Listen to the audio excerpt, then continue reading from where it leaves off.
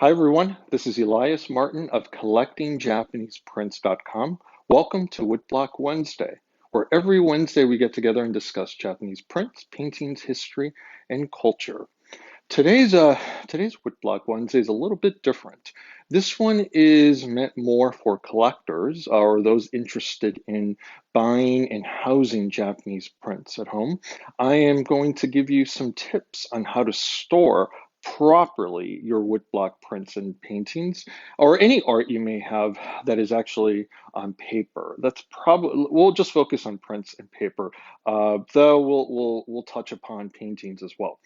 Um, but before we get into those tips for storage, I wanted to talk about the recent Japanese art sales at Christie's, Bonhams, and all over the place. There's one at Eldred's, and there's about a half dozen auction houses that focus on Japanese artwork during Asia Week. But what I wanted to talk about is the insane or really crazy prices some of these prints are fetching. And I wanted to talk about this because I think some of the collectors out there are falling prey to things that I think we all fall prey to as collectors. But I wanted to give these tips to people, particularly if they're newly minted collectors, so that they're prepared, better prepared for purchasing prints at auction. So first of all, the record sale at Christie's was astonishing and amazing and wonderful for people interested in this field. High prices brings in a lot of attention, and which will hopefully yield exhibitions and other things in museums and other places. And there are some things in these sales that warranted those high prices. For example, the Great Wave, the earlier impression, there were two at Christie's. The earlier impression sold for $1.5 million. That makes sense. It's one of the most important works produced in Japan, period. It is iconic. It's one of the top, like I would say, three iconic works of art in the world. I mean, I'm thinking of the Mona Lisa, Edward Munch's Scream, and then I think of the Hokusai Great Wave. It's iconic, that's understandable. But the other prints that were in auction that brought in big prices signal to me that there's issues in the marketplace. So, for example, there was a early pre-war, but not for state, a Zojoji temple by Hassui, Kawasa Hassui. And that print is iconic. It's a beautiful print. I had one recently. My copy sold for $11,000, and that print typically sells for somewhere between 10 to 15,000. That's about the right price. But the copy that was at Christie's sold for, I think it was like $64,000. That is insane. And whoever purchased that print, I think were very new at collecting or buying Japanese prints. And there wasn't just one person, there was a couple at least, if not more, who were willing to pay that kind of price. But the point is, that one of the tips I always tell my clients and friends or anyone that would listen about collecting is that you have to set a price amount, a set price on what you're willing to pay for a print at auction. Auctions are created to create well their whole MO of an auction is to create anxiety and excitement in collectors so that they bid things up. I get that. We should all understand that's how auctions are created, right? That is the premise of an auction. And so you, as a collector or someone interested in bidding on something, and then this goes for anything, whether you're bidding on chairs at auction, decorative furniture, sculptures, or prints, you got to decide what your top bid is ahead of time and try not to stay emotional. And so the question is, how do you decide what your top bid? Well, that requires some research. And so you don't want to bid in an auction where you're just coming in cold and just looking at the lots for the first time and then you just bid. Do not do that. And so you want to do some research. before the auction. These auctions go, online live for previews weeks before the actual sale events. And so that gives you ample opportunity to go online and search the price history of certain prints.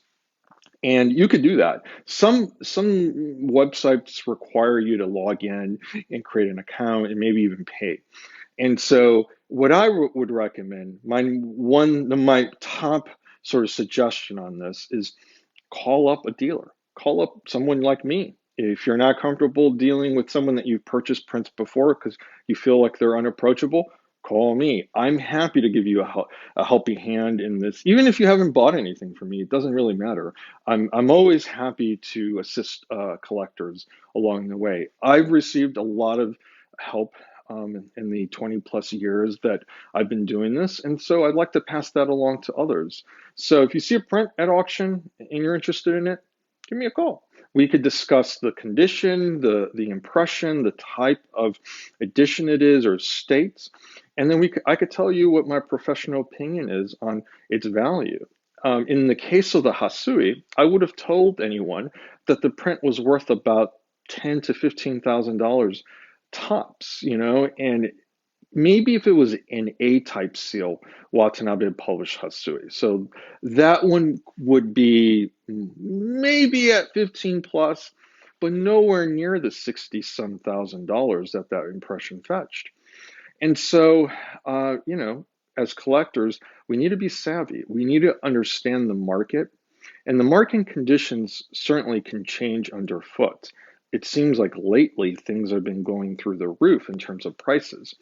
And that is exciting for some collectors and also kind of scary for others. And so talk to a professional that could help you sort through all of that nonsense, the noise of the auction house that's trying to pump things up, or the noise.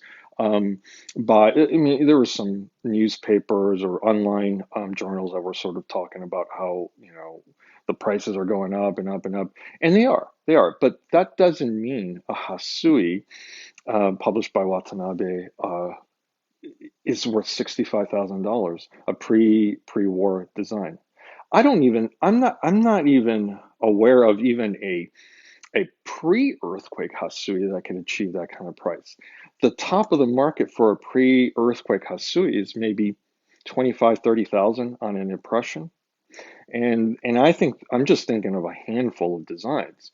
That's more than double even a pre-earthquake. So I just wanted to point that out. And I could go through the Christie sale, and I won't, and I could point out certain pieces that just went for 2 to 3 times, if not 10 times what they're worth. And the other things I think went for a good price. And there were opportunities to buy in the sale. And I think some collectors, some of which contacted me, did really well. And congratulations to those. So I just wanted to point that out. Again, I'm happy to work with you if you're interested in diving deeper into any particular print at auction. I'm more than happy to help. The other thing I want to point out about auction houses and how different they are from galleries, and I'm not even talking about my gallery, I'm just talking about galleries in general. 9 times out of 10, a gallery stands by the work that they sell with an unconditional money back guarantee. And, so if you're buying something from a reputable dealer, and I would recommend dealing with galleries that are part of important clubs or guilds, particularly the Ukiyo-e Dealers Association of Japan. So those dealers have been vetted by an association based in Japan and are allowed to go to Japan to buy and sell. All of those dealers are experts in their field, and I wouldn't hesitate dealing with any of those dealers. However, I do want to point out that there is a lot of, I would say some dealers that just sort of open up overnight and post some prints up online, and then they disappear like 6 months later. You want to be careful with what you're buying online because you could be left holding a bag of things that you really don't want later on. So as your education and knowledge increases in this area, and there's a lot to learn, you don't want to buy something that you find out is a 20th century reproduction of a 19th century print. You don't want that. And so I've seen it. I've seen it firsthand. I've seen it because I offer free evaluations and price, valuations and appraisals. I do that for free, and people send me things basically every single day, and then they tell me what they pay for some of the stuff, and some of the times it's outrageous. So there's that. There's also the issue of condition and whether a print is worth the price someone's paying based on the condition, and that requires sort of experience. And again, working with a dealer who you trust, who's willing to give you your money back if you're not happy upon receiving the print. I personally offer 7 days upon receipt of the print. And so you got 7 days to decide whether you want it or not. That's plenty of time to do your research. That's plenty of time to ask somebody else, and so I stand by everything I sell.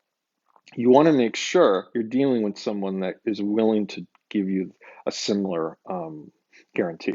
So that's something else I want to say.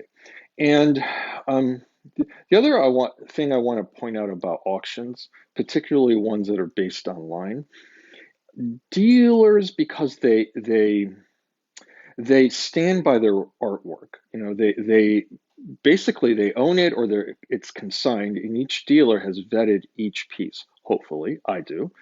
And when an auction, particularly online auctions, are offering prints, they don't own those prints. They're just consigned. And there's some places where they're sort of a weird animal, where they're kind of galleries, kind of auctions, kind of all kinds of different things. You want to be careful with those, but you want you want to be able to buy something and be comfortable with your purchase. If there's any anxiety, or if there's any sort of pressure to buy, I don't recommend doing that, because in the end, you're probably going to make a mistake at some point. And those mistakes are costly. And so there's a reason why prints go to auction.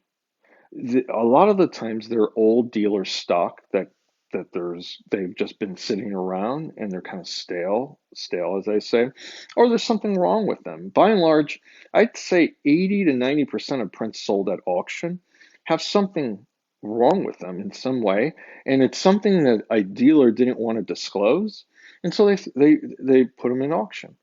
So I don't recommend buying at auction unless you receive a full condition report, you get images of the front and back of the print, and everything is disclosed. Um, and unless you have that, unless you have all of the information you could possibly have, then you're playing a guessing game, and you don't want to receive a print. By the time it arrives at your place, you open it up and the print is backed, or there's staining, or something that it didn't look quite right on the screen, but it didn't look terrible, and when you get it home, it's different. Or another thing is, sometimes the colors of prints online, on your screen, they're bright, and they're very vivid and sharp. And when you get the print home, it doesn't look like the print you thought you purchased. Again, make sure you're buying from a reputable dealer that will offer you a money back guarantee if you're not satisfied. And auction houses don't offer that. They don't offer it, and that is why a lot of lesser material ends up at auction houses. And I want to, so one of the other things I want to point out is, when you're looking at prints to buy online, be extra cautious and look at the color of the margins, and look to see if the color of the print has run in any way. Because one thing that I've noticed in some auctions is that obviously the prints come from somewhere. Most of the time they come from dealers, and most of the time those prints have been conserved. And what I mean by conserved, they've been worked on by someone, hopefully trained in conservation techniques. But in many cases, there are people right now conserving prints that are not classically trained, that just kind of picked it up as a hobby and are cleaning prints. and those make it to the market. You want to be careful and look at the colors and make sure that they haven't run into the margins, or the back of the print, the colors look consistent. Because if it looks blotchy, or you see on the back of the print blue for trees, but on the front they're green, that means they've been inpainted and someone added green on the front side of the paper, but that green doesn't go through the paper, and you see the blue of the faded trees on the back. That's why it's important to look at the back of prints. So maybe I'm going to get in trouble. Maybe some of the dealers will be like, or auction houses would be like, why are you telling all our secrets? But this is something that I think every collector needs to know. I've been burned personally. I've bought things from auctions and online that I thought I was getting something and got something different. And so that is part of an education. And as a friend of mine told me, an education is a very expensive thing. Whether you're studying at a university, or you're a connoisseur of Japanese prints, years of collecting will sharpen your eye, but it will also provide you with experiences where you will learn. And buying the wrong thing will be a very expensive lesson, but one you'll pick up quickly. And so I want to sort of extend some assistance to all of you so that you don't actually buy those mistakes, that you learn these lessons but before you end up buying something. So just throwing that out there. So sort of like recap, I just want to just say that auctions, by their nature, instill sort of anxiety, excitement, and all of these feelings in prospective buyers, and so they want you to feel all of these feelings. And of course, you don't want to get caught up in the emotion. So do your research. Study the examples that are online, ask for a full condition report, and ask them if the work has been conserved in any way. All of those things are very, very important. And and then if you well, we'll just leave it at that. And so if you have any questions, of course, feel free to reach out to me. My website is collectingjapaneseprints.com, and I do answer questions about prints that are online that have nothing to do with me. I'm happy to help. So setting that aside, I hope that everyone does the right thing when they're buying prints online. And let's just say you've bought a nice collection over the years, and you're concerned about the maintenance of these prints and how to house them and store them correctly. That's a very, very important question and concern for everyone, because we are not really owners of the prints. We're sort of temporary custodians. We want to be great stewards of the artwork we're fortunate to take care of, because they will live long beyond us, and we want to preserve these prints for the future generation. So, by and large, I generally don't recommend framing prints unless you frame them the right way. First of all, you want to use UV protective glass. You want to use archival materials that are pH neutral, so that means that they're not acidic. And then I would recommend hinging them with a Japanese rice starch with Japanese paper hinges. And all of that will make sure that the prints are not damaged in the framing process. The other thing you want to do is you want to display them in a room that does not get direct sunlight. And even if it doesn't get direct sunlight, I recommend adding a UV protective sort of film on the window. They're not very expensive. You can get them at Home Depot or other sort of big box shops for the home, and they sell them there by a roll. You cut it to the specs of your window and you apply it with like soapy water. It's really easy to do. I had my entire apartment outfitted with UV protective film on every window, and I know that my furniture and all of the things on my walls are protected from fading from the sun. The other thing is you could get shades and other things that have UV protection, but I would do both. And then of course get the UV glass on a frame, and I would put the date of the framing on the back of the frame. And so you want to be able to change out the UV glass about every 6 to 8 years, maybe 10. But no, don't let it lapse more than 10. And the reason why I suggest that is because the UV protective layer that's on the glass does not last forever, and it wears down. In about 6 to 8 years, there's some wear.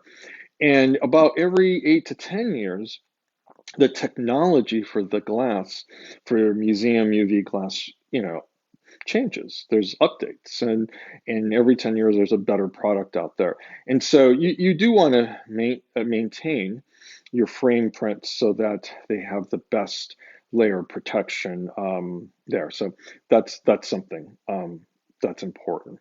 Now, if you don't frame them like I do, I mean, I have a couple things up on my wall, but mostly, excuse me, my prints are housed in archival folders and in boxes and in storage. So I have two boxes here on the table, and I want to show you what they look like, and I want to show you how my prints are framed, a box, so that you could see what you could do in your own home to store them properly.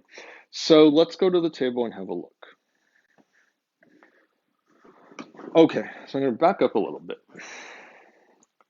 There's two sizes that I personally use, and this size accommodates sort of Oban size prints. And what you see, this is a box that I acquired. There's many companies that sell these archival boxes, but I purchased mine from Light Impressions. I forget what their website is. I don't think it's lightimpressions.com. I think it's Light Impressions something. So, just Google Light Impressions and you'll see these boxes. And they have reinforced corners so that the box stays intact. They're quite durable, though they are made out of paper. This is kind of a cardboard-like paper. But cardboard, by the way, is not archival. So don't ever put prints in cardboard folders or anything cardboard. But this has been treated, and so it is completely archival. There's no acidity, it's inert, so I don't have to worry about that. And this is basically considered a museum box. Museums house prints in this way. Sometimes they house them in more expensive hard case boxes, and they're very, very nice, but they may be an overkill. You don't necessarily need to spend that kind of money on boxes. These do a fine job. They're stackable and they hold their shape quite well. I still have boxes I purchased 15 years ago, so they last. Now, what I do is for my Oban size prints, I purchased printmaking paper, and this paper is called Arches Cover White. And the reason I buy this kind of paper is because, first of all, it's archival, but second of all, there's like a texture to it. You could feel the surface of the paper. It's slightly rough. And why I prefer that is that when I put prints in these folders, they don't slide around. And they stay in place, and that's why this paper works. It creates friction. And so let me just open up this folder and you'll see. In this case, I have additional folders in here because I have multiple prints in each folder. And so this sheet of paper is Japanese handmade paper. It's called Hosho, and you can acquire this, well, they sell it at art supply stores, and I buy it in Japan. And in fact, once shipping from and to Japan right now is a nightmare. But once that starts up again on a regular basis, I'm going to order a huge bundle of this paper and I'm going to offer it on my website because I think everyone should have this paper. So it has been buffed so the paper is white. It's natural in the sense that this is made with the mulberry bark in Japan, from trees, just like the paper that is used for making prints.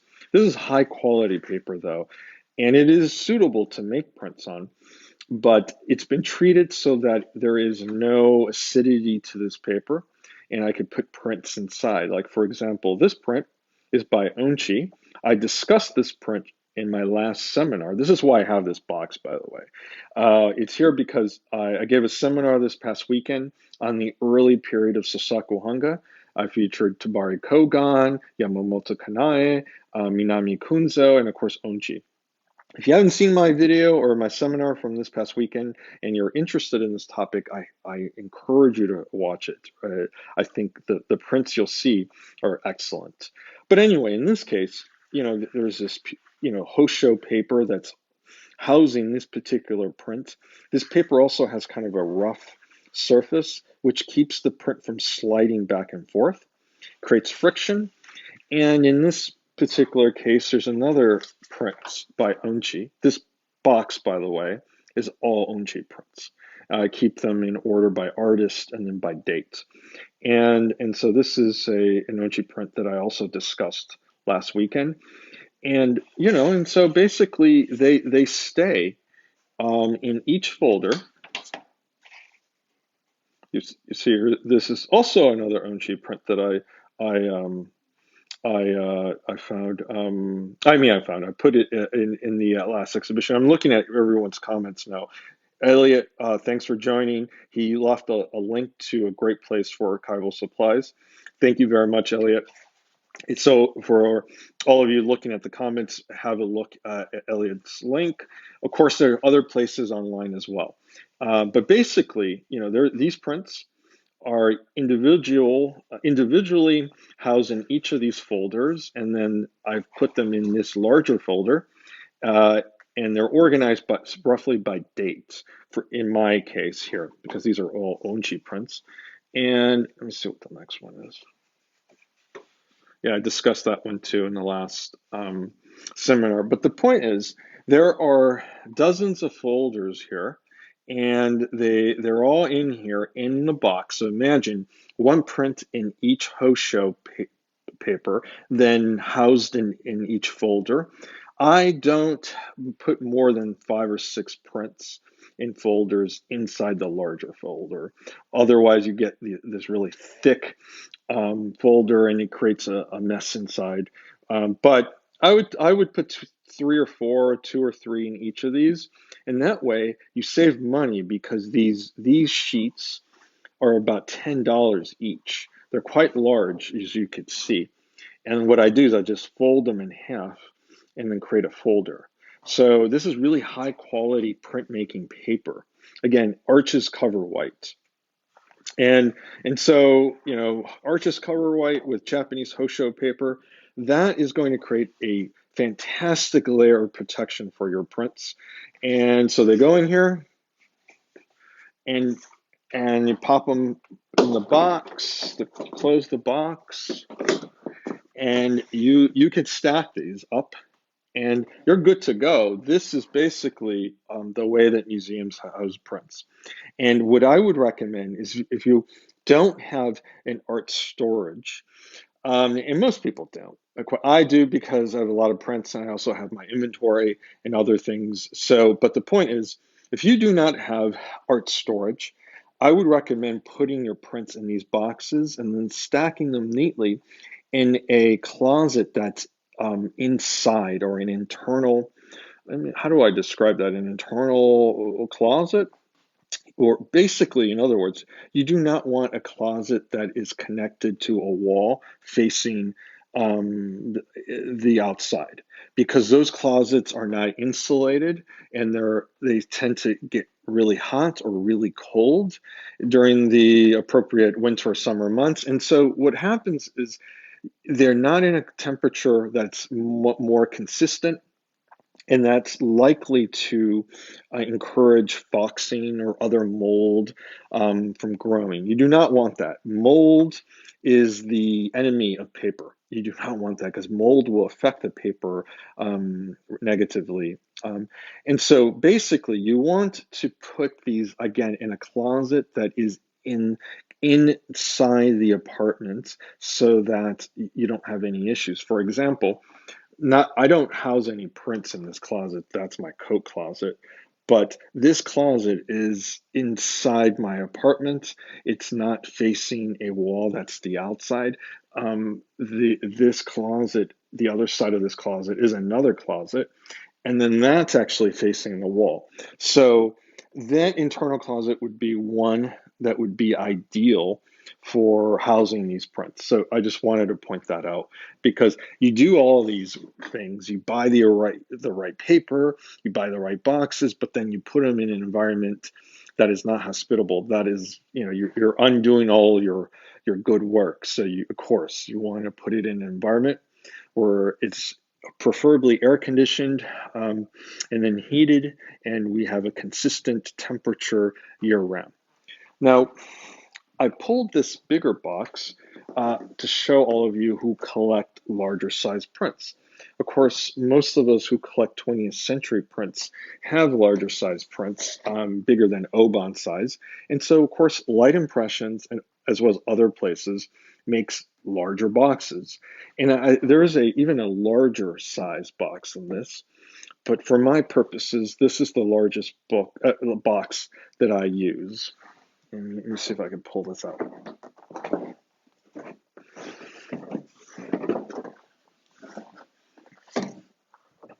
And so again, I use a larger sheet of paper here.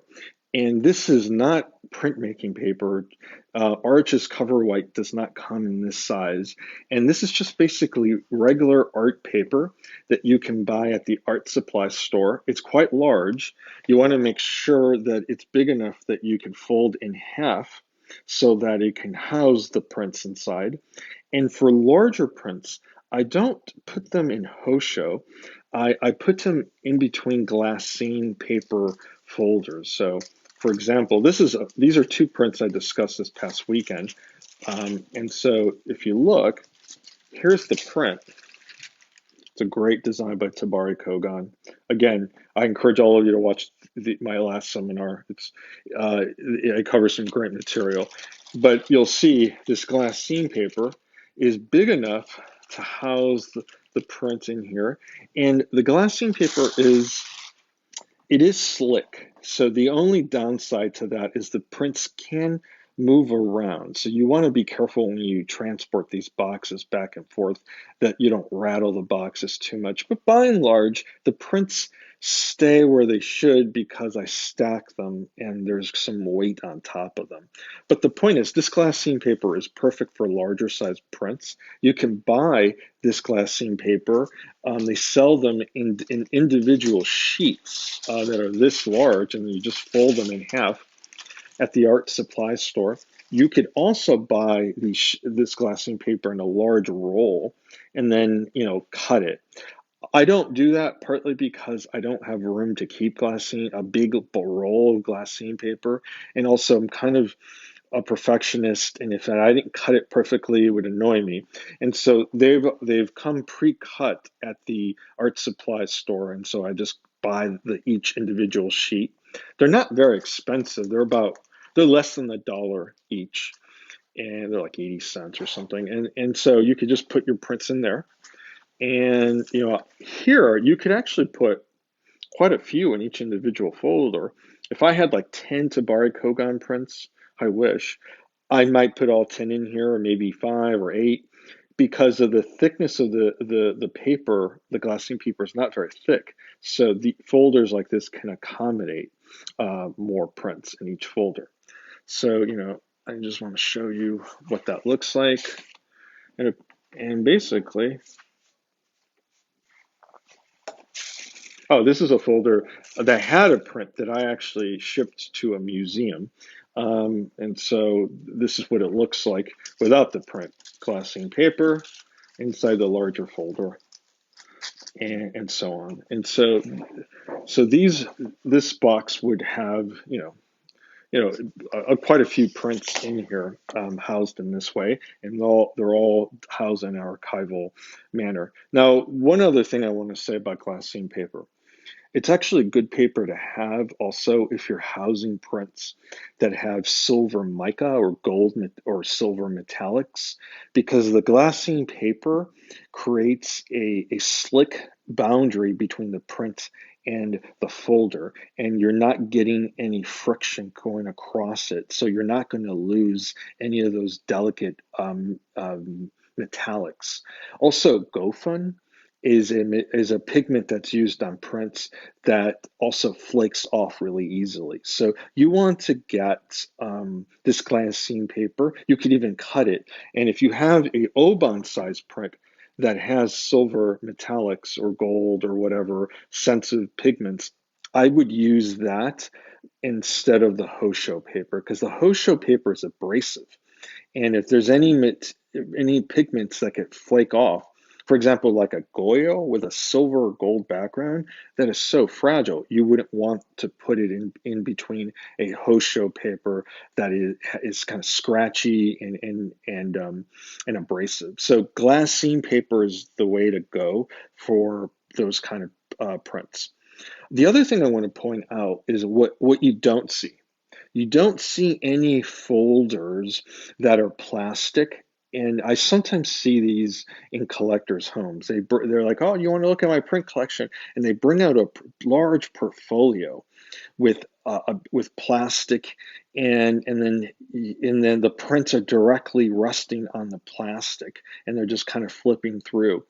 That's a no-no. Plastic is not archival. A lot of the times, plastic sort of leaches out chemicals over time and can create browning or yellowing on the print surface. So you don't want to have a print come in contact directly with plastic. Now, I do use plastic sleeves for my giant size prints, like the prints the size of my table. I have plastic sleeves that house the prints, but each print is inside a very large sheet of paper, like a folder, like all of these, and then I slide them into the larger folders. I don't have that here to show you today, but the point is, you don't want to have a print come in direct contact with plastic. The other reason why is that plastic creates a static cling, and it could pull pigments from the surface of a print. And for example, a Goyo. You don't want to have a Goyo directly housed in a folder with plastic, because that static cling is going to pull and remove some of the metallics in the background, or anywhere in the print. So you want to be careful. So that's sort of it. It's not all that complicated. You just want to, prints are made out of paper. They're an organic material. And let me flip the camera over so you're not looking at boxes. So prints are made out of organic material, and so they're not inert. Actually, prints themselves are acidic. The pigments can have acidity to them, or the paper itself can have acidity to it. So you just don't know what the type of paper the artist may have used, or the pigments, and you just want to assume that you need to create an environment that is hospitable for paper, and that is basically another sheet of paper that it has been treated, that it has no acidity to it, because natural paper has acidity to it. And if you basically house a print in an acidic environment, like a acidic mat or acidic folder, you will get a chemical reaction, and it will brown over time. And if you add sunlight to that, or heat, that accelerates that chemical reaction, and in 2 to 3 years, the print will be brown. So, or at least like a yellow, noticeably yellow.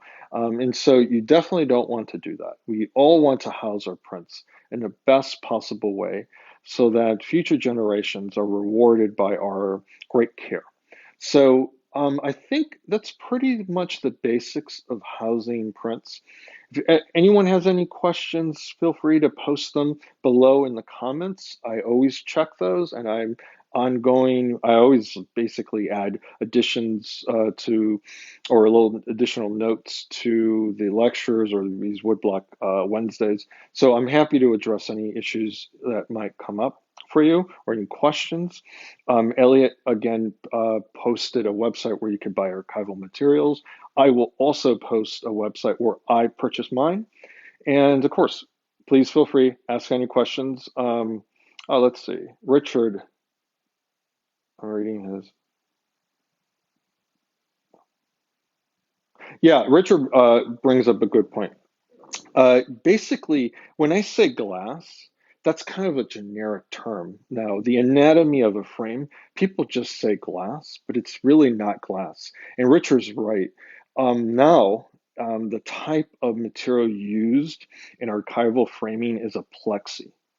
And what they call it is museum glass, but it's actually not made out of glass. It's made of a composite of plastic, but it's inert, so it does not create a a charge. So there won't be any static cling affecting the prints. You're not going to see the pigments or the silver or gold migrate off the print. You won't have any of that with a museum glass.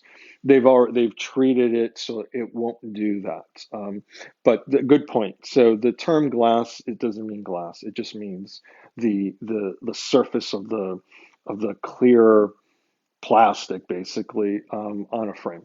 So that's it. So I want to thank all of you for joining me today. I hope that today's conversation provided something for you. And if you have any questions, again, feel free to post them down in the comments below or direct message me. And again, my door's always open. If there are any questions about upcoming auctions or things that you're interested in, don't be shy. Give me a call or shoot me an email. I'm always happy to help. This is Elias Martin of Collecting Japanese Prints signing off today, and I will see you next Wednesday on our next installment of Woodblock Wednesday. Thank you very much. Bye bye.